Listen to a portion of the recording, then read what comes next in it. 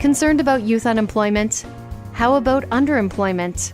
It's rough out there, but the numbers suggest there may be hope. A report by the Certified General Accountants Association of Canada on youth unemployment paints a picture that isn't as bleak as it has been in the past, and tells us that better times may be ahead. Over the last decade, the youth unemployment rate has experienced a declining trend, and even at its highest level, it was still noticeably lower than during the previous two recessions. The quality of jobs for youth workers improved during the recovery, with more youth obtaining higher wage jobs in such areas as natural and applied sciences, health, and trades. More than half of all unemployed youth were unemployed because they just came out of school, and nearly half of all unemployed youth were able to find work within a month. In 2011, only a small proportion of unemployed youth experienced long-term unemployment. Young workers over 25 were twice more likely, and mature workers were 3 times more likely to be unemployed longer term. And we can't assume that baby boomers are a barrier to youth employment.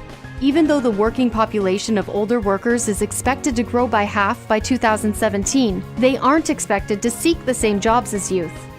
In 2011, nearly half of youth were working in clerical, sales, and service-related occupations, and only a fraction of older workers sought employment in these areas. But despite the positive news, there is still an issue affecting youth and our economy negatively: underemployment. Canada's youth are getting out of school and finding jobs that aren't necessarily putting their education and skills to use.